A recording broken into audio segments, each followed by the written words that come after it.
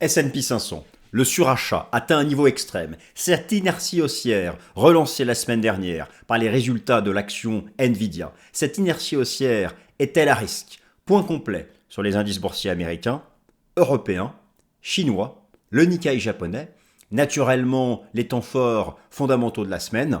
Bienvenue à la nouvelle édition du Top Gun.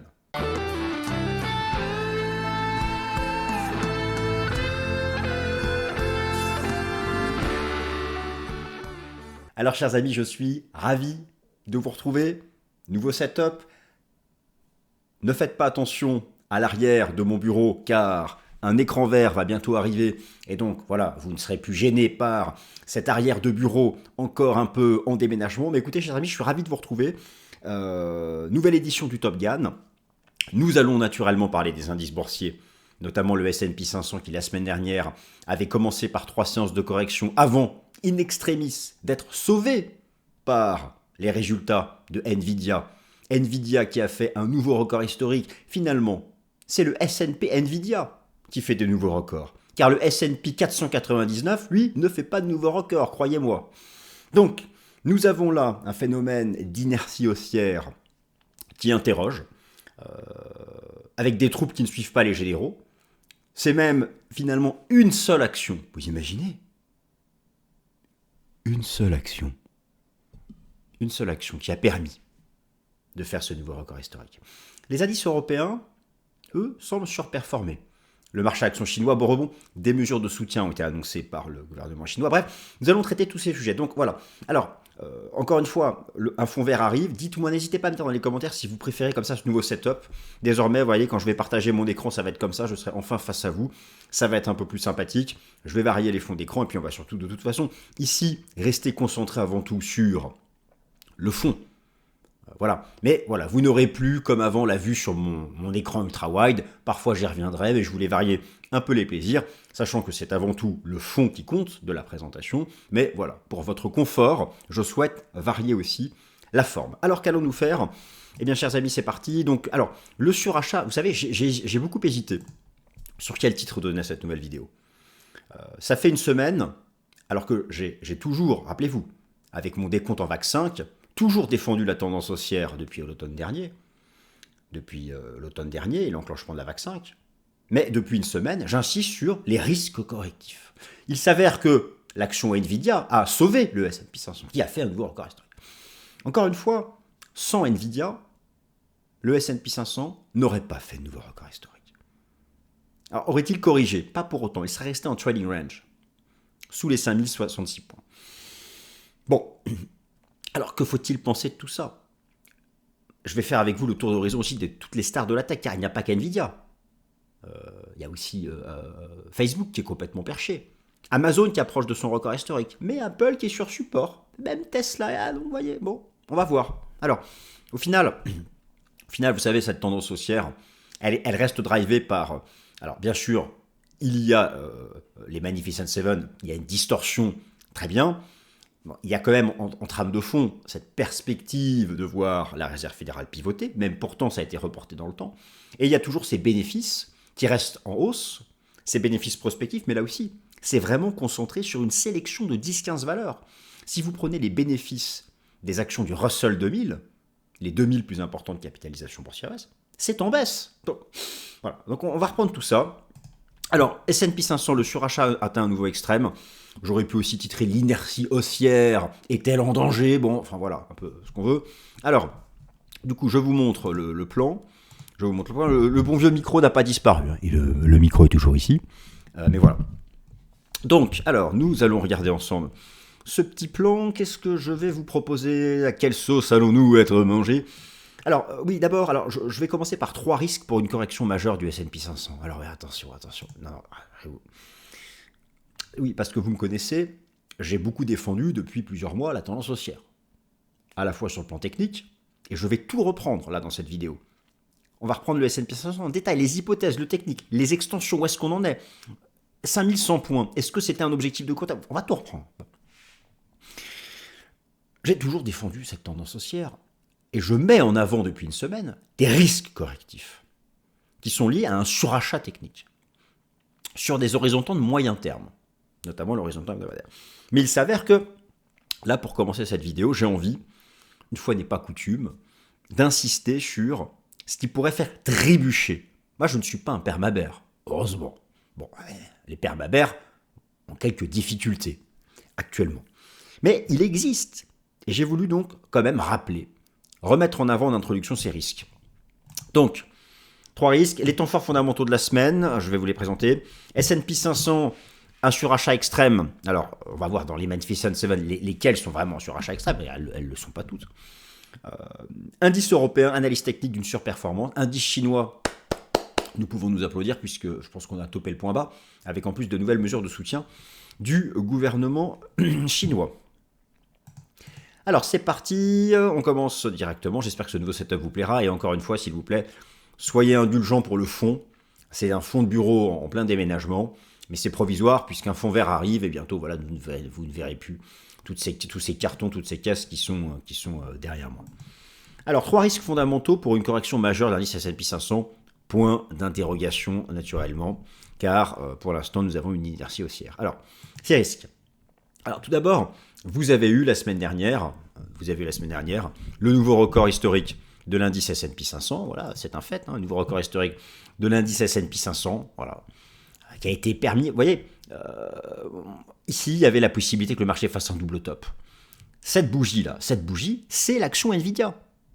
Ce n'est rien d'autre que l'action Nvidia. D'ailleurs, Nvidia qui atteint une extension majeure, on ne peut pas faire mieux. C'est une fois du bas de la 1 au top de la 3, bas de la 4. Là c'est bon. Regardez le surachat extrême sur l'indicateur technique RSI qui a atteint Nvidia. Non mais c'est pas rien. Donc, oui effectivement, pourquoi parler là de risque? Le nouveau record historique, nous sommes toujours dans cette vague 5 en extension pour laquelle je vais tout reprendre. Moi j'ai toujours défendu la vague 5. Par contre, j'avais ici des objectifs théoriques qui étaient mesurés, qui étaient des objectifs usuels de vague 5. Sauf que la vague 5 est allée au max du max. Au max du max, peut-elle encore aller plus haut? Oui, il existe encore un objectif. Bon. Ça peut s'arrêter nous sommes dans un intervalle où ça peut s'arrêter à tout moment. Eu égard à l'extension et au surachat. Bon. Mais revenons quand même à nos moutons. Donc, nouveau record historique, grâce à la poursuite de la bulle spéculative je me permets de parler de bulle spéculative, sur la bulle spéculative sur l'action Nvidia. Bon, avec Wall Street qui est quand même toujours soutenu par la perspective d'un pivot de la Fed et des bénéfices du S&P 500 qui sont toujours en hausse. Alors d'ailleurs, à ce niveau-là, avant de mentionner les risques, par rapport au S&P 500, vous avez ici une première infographie qui nous vient de FactSet, qui montre qu'il y a effectivement une réaccélération de la croissance des bénéfices au 4e trimestre 2023, avec en plus, mais c'est en grande partie, vous voyez ici, là, c'est en grande partie basé sur les Magnificent Seven. Et d'ailleurs, de la même façon, les perspectives de bénéfices sont en grande partie aussi, ici, basées sur les Magnificent Seven. Mais c'est un fait que ces anticipations de bénéfices sont toujours positives. Alors d'ailleurs, j'ai ici les toutes dernières données. Il convient de noter que les analystes prévoient actuellement une croissance de chiffre d'affaires pour chacun des 4 trimestres 2024 qui est en hausse. Donc effectivement, il y a encore des perspectives de bénéfices. Et rappelez-vous, alors certains parfois me demandent, oui mais voilà, comment est-ce possible avec les taux d'intérêt? Je vous ai expliqué la semaine dernière, rappelez-vous la question de la maturité de la dette. La plupart de ces grands groupes se sont endettés à taux fixe entre 2015 et 2021 et à des taux bas. Alors, ce qui est intéressant de savoir, c'est quand est-ce qu'ils vont devoir se refinancer au taux actuel. Et il s'avère que le pic de maturité, c'est pas 2024, c'est 2025. 2024 est une année de maturité nettement plus que 2023, mais le pic de maturité serait quelque part au milieu de l'année 2025. C'est peut-être une des explications du développement, hors l'effet Nvidia, du développement de la poursuite de cette tendance haussière du S&P 500. Alors, bon, clairement, il y a de la place désormais sur le plan technique, j'y viens tout à l'heure. Maintenant, je voulais ici, je vous avais dit, je voulais, en première partie, parce que souvent on me reproche, je ne sais pas si vous m'en faites le reproche, mais souvent on me reproche de ne pas mentionner les risques. Je ne suis pas un collapsologue, vous me connaissez. Voilà, moi je suis les tendances et je suis de nature optimiste. C'est comme ça. Mais, imaginons, moi je ne crois pas à un scénario de krach boursier de 40%, que beaucoup attendent de longue date. Bon. Mais imaginons qu'un jour puisse se développer sur le marché action américain une correction à 2 chiffres, mais qui commencerait plutôt par un 2. D'où cela pourrait venir. Alors, je vous propose, et ensuite on passe au court terme, on passe vraiment au sujet. Il y a 3 risques. Il y a tout d'abord, bien sûr, l'absence de pivot de la Fed cette année. L'absence de pivot de la Fed cette année, eu égard à la résilience de l'inflation. Alors, je vous ai démontré dans une vidéo il y a 2 semaines, la semaine dernière, que vous aviez une résilience du CPI, mais qui était liée à des phénomènes provisoires, et notamment un rebond provisoire de l'inflation immobilière. Moi, j'y crois pas, mais voilà, pour certains, certains disent que la Fed ne pivotera pas cette année. Regardez ce que je vous ai mis ici. Vous avez ici, en bas à droite, où est-ce que je vous ai trouvé ça? Ici. Non, pardon, c'est là. Vous avez ici, regardez, ça nous vient de Bloomberg et de la Fed d'Atlanta. Vous avez ici les anticipations, les probabilités d'action de la Fed cette année. Vous avez quand même plus de 10% de probabilité d'une hausse supplémentaire, one hike or more. Donc il y a quand même encore, même s'ils sont une minorité, il y a quand même encore 10% du collège électoral de la haute finance qui pense que la Fed peut monter son taux directeur de 5,50 à 5,75. Alors là, oui, forcément, les obligations reviendraient tout en bas et le marché action prendrait sa claque. Mais, overall, le marché price maintenant plutôt autour des 3-4 baisses de taux. Mais ça va très vite. Alors, pour l'instant, encore une fois, j'y reviens. La désinflation n'est pas menacée. Regardez Trueflation qui fait encore un nouveau plus bas. Regardez l'inflation immobilière selon Trueflation qui certes avait rebondi en janvier à 4% et qui retombe et qui est déjà retombé à 3,63. Bon, je ne refais pas tout le laïus explicatif sur cette inflation, mais voilà, ça c'est un risque. Risque second, bien sûr, le risque géopolitique avec les multiples conflits existants entre la Russie et l'Ukraine soutenue par les Occidentaux, au Proche-Orient, la mer Rouge, le canal de Panama, la Chine qui envahit Taïwan. Bon, vous savez, Taïwan, je pense que n'aura pas de guerre tout de suite, eu égard au fait que si c'est la foutoir à Taïwan, vous savez que c'est 80% des semi-conducteurs Taïwan. Ça fournit tout. Vous savez que Nvidia, ses usines de production, c'est une société qui est à Taïwan. D'accord ? Donc, bon, ça, on parle plutôt là d'un risque géopolitique dans 10 ans. Donc là, c'est plutôt la Russie et l'Ukraine, le Proche-Orient, et encore, on voit que bon, l'armée américaine et la marine britannique agissent en mer Rouge, et on voit que le prix du pétrole ne s'envole pas encore. Donc, mais voilà, ça fait partie des choses que les collapsologues, ou non, ou simplement ceux qui listent des risques, mettent en avant pour dire le S&P 500 va s'effondrer. Mais vous allez voir que, moi je ne fais pas partie de ces gens-là, mais je vais quand même réinsister dans cette nouvelle édition du Top Gun sur le risque technique de retracement. Car, comme nous sommes dans cette vague 5 qui est en surextension, je vais reprendre tout avec vous, jusqu'où ça peut vraiment aller, mais il faudrait une seule séance de rupture baissière donnerait le point de départ d'un retracement à 4008. Pour l'instant, elle était à 2 doigts d'avoir lieu mercredi dernier, et avec les résultats fantastiques d'NVIDIA, alors sont-ils trafiqués ou pas? Je ne joue pas à ça ici. On prend les faits, c'est tout. Donc, peut-être que ce n'a été qu'une semaine de répit. Alors, ça, il faut regarder aussi les autres Magnificent Seven. Et il y a d'autres Magnificent Seven qui sont plutôt sur support. Alors, je regardais Apple, je regardais Tesla, bon, vous voyez, donc, il n'y a pas que NVIDIA, mais c'est NVIDIA qui a permis d'assurer l'inertie haussière la semaine dernière. Et enfin, bien sûr, l'immobilier commercial, ça j'aurai l'occasion de vous en reparler dans d'autres Top Gun. cet immobilier commercial qui est ravagé par la chute des revenus, la chute des ventes et la hausse des taux d'intérêt, qui là pour le coup ont été faits vraiment à taux variable, parce que ceux qui font, les boîtes qui ont fait des taux à taux fixe, des prêts à taux fixe, à taux zéro, c'est les gros groupes. Dans l'immobilier commercial, l'immobilier de bureau, c'est des taux variables. Et d'ailleurs, je vais vous montrer cette infographie aussi qui nous Bloomberg. Quels sont en termes de crédit, quels sont les agents qui sont le plus exposés à ce risque de l'immobilier de bureau aux États-Unis? Regardez le vert clair. Regional Local Bank. Et rappelez-vous la crise des banques régionales américaines au printemps 2023. Ça peut être un risque systémique. Pardon, ça. Ouais, ici, au-dessus. J'ai pas encore l'habitude de gérer mon nouveau setup. Voilà, bon, alors là, je voulais faire une introduction là-dessus. Maintenant, on va quand même passer dans le sujet, cette inertie haussière, ce surachat. Alors, rapidement, brièvement, comme je le fais chaque semaine, les temps forts fondamentaux de la semaine. Voilà. La semaine dernière, vous aviez eu les minutes du FOMC, et les PMI, qui étaient les temps forts fondamentaux. Concrètement, tout ceci a confirmé quoi? Que la Fed ne pivoterait pas le mercredi 20 mars. D'ailleurs, où est-ce que ça en est?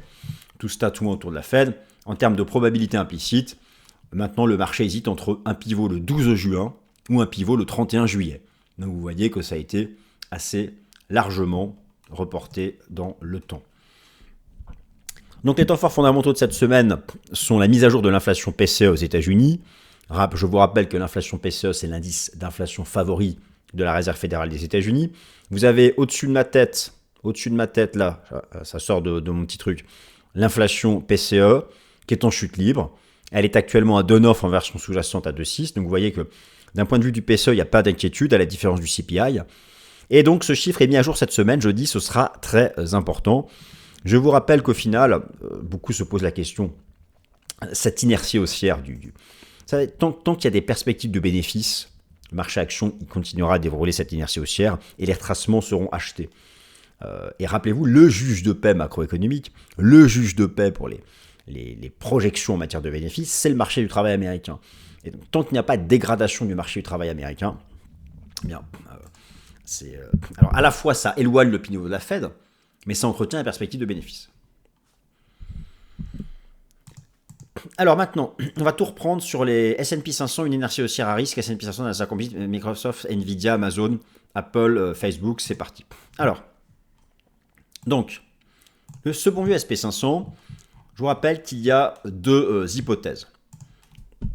La première hypothèse, elle est celle d'un grand flat. Après ces 5 temps, d'une structure en flat. Donc là, nous serions dans soit un expanded flat ou un running flat, peu importe.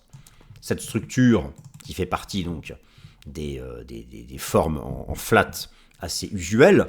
Et d'ailleurs, c'est intéressant de noter que ici, il y avait eu un expanded flat. Là, ce fut la crise sanitaire. Alors, le RSI, vous avez ici le RSI en données mensuelles, il n'y a pas de surachat encore. Je parlais d'un niveau de surachat extrême sur le S&P 500, c'est avant tout en données journalières et en données hebdomadaires.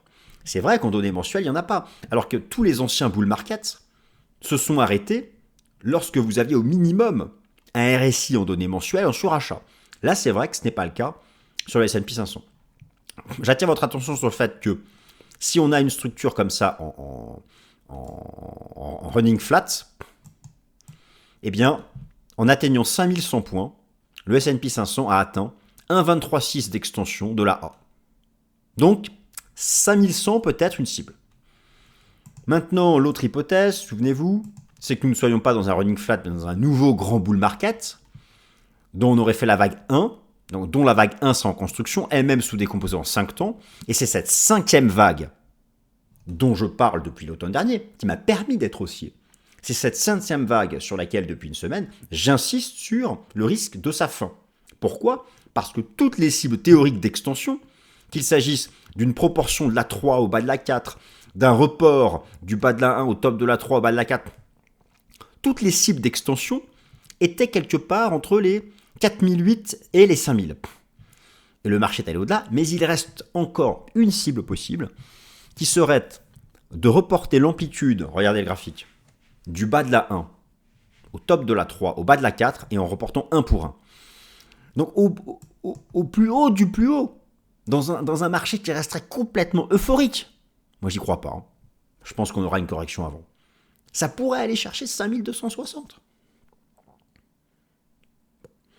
Donc, par rapport au scénario en expanded flat ou en running flat, ça peut aller jusqu'à 1,38,2. Ça donnerait aussi 5250. Moi, j'y crois pas. Je vous donne les cibles. Je vous donne les cibles théoriques. Après, chacun croit ce qu'il veut croire. Moi, je pense que 5100, c'est déjà costaud. Après, c'est vrai, il faut un signal. Donc, mais il n'y a pas de surachat en mensuel.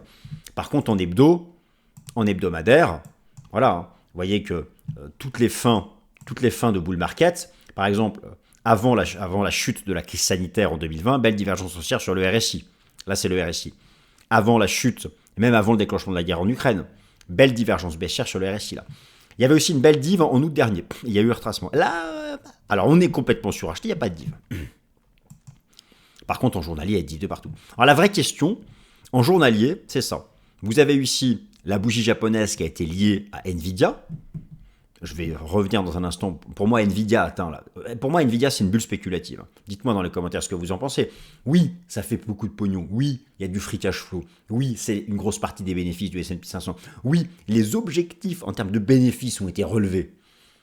Mais il n'empêche qu'en termes d'action des prix, c'est une bulle spéculative. Sans Nvidia la semaine dernière, sans Nvidia, qui pourtant avait commencé la semaine en correction, et qui nous fait ce gap haussier suite à la publication dans la nuit de mercredi à jeudi de ses résultats. Bon, on dirait une crypto. Ça ressemble au Bitcoin en 2020 et en 2021. Et on sait ce qu'a fait le Bitcoin après.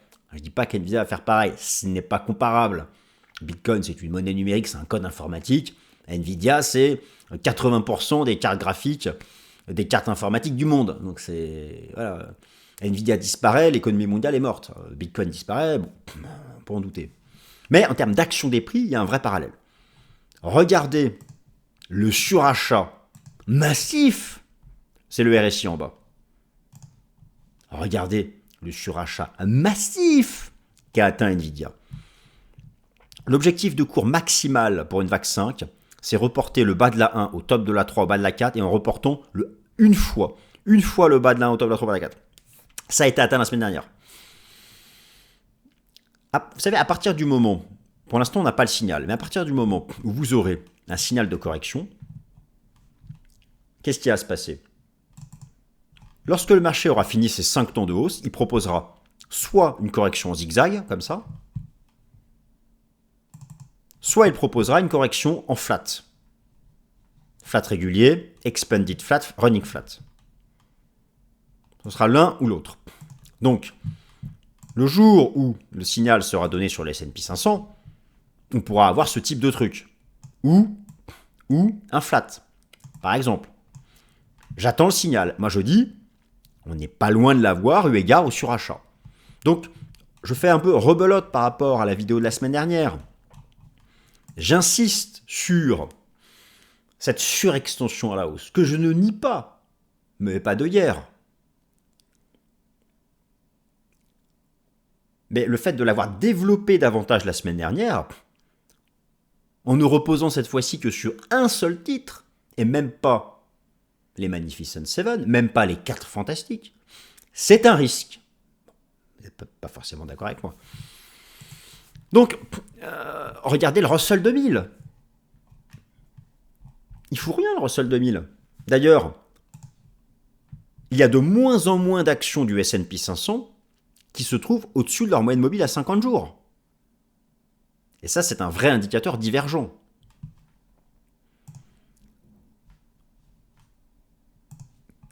Alors, reprenons par exemple aussi Microsoft, première capitalisation boursière mondiale. Ah oui, j'avoue, ça lâche rien. Oui, on n'a toujours pas cassé de support. Je trouve moi quand même que nous commençons à avoir une configuration de RSI assez similaire à ce que nous avions eu ici. Mais oui, c'est vrai que pour l'instant, cette VAC 5, sans cassure, voilà, ce serait de support à casser. Les 400. C'est pour donner un vrai signal de vente sur le S&P 500. Ce serait alors déjà, si on réintègre ça, si on réintègre les 5066, mais casser ça, casser les 4935, ce serait le signal d'un retracement minimum à 4008. Mais alors probablement plutôt 4006, 4007. Pour l'instant, c'est pas le cas. Alors, effectivement, Nvidia, ça fait bulle spéculative. Après, c'est chaud de se mettre en face d'une bulle spéculative. Amazon est pas loin d'atteindre son record historique. Mais effectivement, je pense qu'Amazon ira jusque-là, avant de se calmer. Google, d'ailleurs, regardez ce qu'a fait Google. Hein. Record historique, retracement. Je pense que nous avons le schéma sur Google sera celui qui appliquera Amazon. Par contre, Apple, bah, c'est plutôt sur support. Apple, c'est bien construit. C'est finalement, parmi les Magnificent Seven, celle pour laquelle j'ai le moins d'inquiétude. Et si on a encore un rebond d'Apple sur sa moyenne mobile à 200 jours, soutenu en plus par le nuage hebdomadaire de l'Ishimoku, effectivement, Apple là, pourrait venir contribuer. Donc, alors, s'il y a un passage de témoin entre les actions des Magnificent Seven, ça peut continuer d'entretenir cette inertie haussière du S&P 500. Facebook. Regardez Facebook. C'est complètement incroyable. Là, le signal, cassure, ça relance. Mais regardez le RSI de Facebook. Ça n'a jamais été autant suracheté. C'est pour ça que moi, je parle, même en mensuel. En mensuel, Facebook. Le RSI mensuel. Bon. C'est pour ça que j'ai beaucoup hésité en voulant choisir le titre de cette nouvelle vidéo, de cette nouvelle édition du Top Gun. Mais j'ai pensé que... sur Nasdaq, c'est pareil. Hein. J'ai pensé que le surachat extrême était un bon titre. Mais encore une fois, un marché en tendance haussière peut rester longtemps en surachat. Le signal, c'est quoi? C'est lorsqu'on ressort par le bas de la zone de surachat. Alors, au préalable, qu'on puisse avoir activé une divergence ou pas. Enfin, en tout cas, voilà, faites attention. Mais effectivement, c'est à la question peut-être que certains se posent. On m'a posé la question, est-ce que c'est un bull trap? Écoutez, on dira que c'est un bull trap si on réintègre le niveau, si on repasse sous les 5066. Là, oui, c'est un bull trap. On verra bien. Non. Voilà, donc je vous ai donné les cibles possibles, les signaux si jamais c'est un bull trap. Maintenant, vous en faites ce que vous voulez. Vous pouvez même tout jeter à la poubelle. Non, je plaisante. Bon, j'espère que ça vous plaît comme ça, ce nouveau setup, un peu qu'on puisse se voir en face, le vis-à-vis, en face-to-face, et puis que derrière, bientôt, des choses arrivent. Ça m'a marqué, surperformance des indices européens. Je crois vous en avoir parlé la semaine dernière. Je suis assez content de ce qu'a fait le SMI, assez content de ce qu'a fait l'Eurostock 50, le CAC 40, en grande partie porté par les valeurs du luxe, en particulier la Skyrocket qui a été l'action LVMH. Bon, on verra bien cette semaine. Mais effectivement, ces indices européens, encore une fois, je vous rappelle, l'indice qui représente les indices européens, contre lequel on ne joue pas parce qu'il s'agit du contrat à terme le plus tradé par la finance institutionnelle européenne, à savoir le contrat futur Eurostoxx 50. Je vous ai montré cette cassure il y a 2 semaines, et dans le sens de la tendance, cassure technique. Voilà, ça peut être l'objectif de fin d'année sur les actions européennes, qui sont quand même nettement moins perchées que le S&P 500, selon le benchmark ici de quel Eurostoxx 50. Alors, le SMI, je vous avais expliqué qu'il fallait faire sauter les 11 265 pour faire quelque chose. Le marché, alors là, ici, il peut y avoir un Golden Cross. Ça reste quand même faiblard, mais les Roche, les Nestlé, les Novartis étaient quand même dans des zones basses.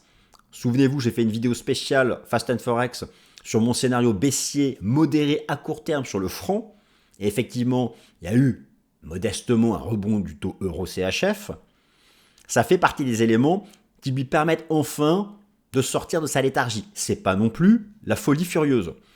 Hein, si vous prenez le SMI sur l'horizon de temps hebdomadaire, bon, il y a un bouchon ici, on le voit. D'ailleurs, le bouchon ici, à 11 570, c'est quoi? C'était ici le cours de clôture. Ça a été le niveau ici cassé ensuite au moment du déclenchement de la guerre en Ukraine. Mais moi, j'ai toujours maintenant un biais bullish. Un biais bullish au-dessus des 11 265. D'un point de vue de chartiste. Et au-dessus du nuage ici, au-dessus du RSI 50. Un biais bullish plutôt modéré, mais quand même. Sur ce SMI. Voilà, les actions européennes, qui alors, encore une fois, voilà, moi tant que j'ai pas un signal baissier sur l'Eurostoxx 50, alors ça peut retracer comme d'habitude. On peut faire un pullback ici et repartir. Car ici, c'était quand même, sur l'Eurostoxx 50, c'était quand même l'ancien record de 2007. Souvenez-vous, le contrat futur Eurostoxx 50 est le plus tradé. Donc pour optimiser votre trading du contrat futur DAX ou du contrat futur CAC, j'imagine surtout le DAX parmi vous, laissez-vous d'abord guider par le timing du contrat futur Eurostoxx 50.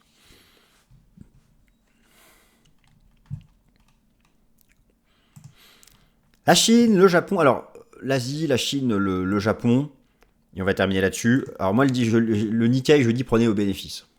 Après, le Nikkei qui est revenu au top. Le marché action chinois, rappelez-vous ma stratégie, moi j'estime que ce début d'année 2024 était l'opportunité de jouer le renversement haussier des indices boursiers chinois. Et il y a eu effectivement là, des beaux rebonds, alors en grande partie parce qu'il y a des mesures de soutien favorables au marché action du gouvernement chinois. Ils ont notamment limité la vente à découvert, ils ont même remplacé le patron de leur équivalent d'autorité des marchés financiers. Et puis vous avez vu la semaine dernière une annonce surprise d'une politique monétaire qui devient encore plus accommodante en Chine. Plus le soutien budgétaire, j'en passe, il y a quand même tout finalement, et en plus de ça, il y avait la survente technique, les gros supports techniques sur l'indice boursier de Shanghai et de Shenzhen, tout ça je vous l'ai montré. Bon. Donc là, moi je vais vous confirmer mon point de vue sur ce sujet. Donc tout d'abord, je commence par le Nikkei, où je dis objectif atteint, mais prenez au bénéfice. Ce graphique est magnifique. Il aura fallu 15 ans pour revenir au sommet de la bulle spéculative qui se terminait à l'époque en 1989. Alors ça va peut-être faire une cassure haussière. Hein. C'est vrai que le yen reste faible. Bon, ça le yen, je vous en reparlerai dans le Fast and Forex. Maintenant, voilà, je voulais surtout vous faire le suivi pour cette bonne vieille Chine. Alors on va commencer par Shenzhen. Voilà, on se reprend à proximité de ce gros support historique. J'apprécie beaucoup le RSI qui ressort par le haut, et c'est en mensuel. Donc moi, franchement, là, on est en train de faire un V-bottom. Si jamais ça retrace ici, 50% ça se paye pour viser la MM200. Et ça a encore pris plus d'avance, Shanghai. Tout est parti, on fait un avalement haussier mensuel. Il y avait une superbe petite divergence ici en hebdo. Bon, si on retrace à la MM50, ici, ça se paye pour viser la 200.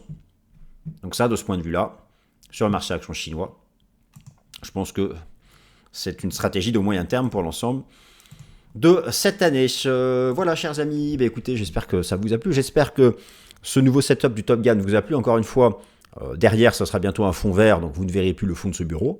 Et puis voilà, merci mille fois à vous. Merci pour vos likes, merci pour vos abonnements. Et puis voilà, bon début de semaine. Allez, salut.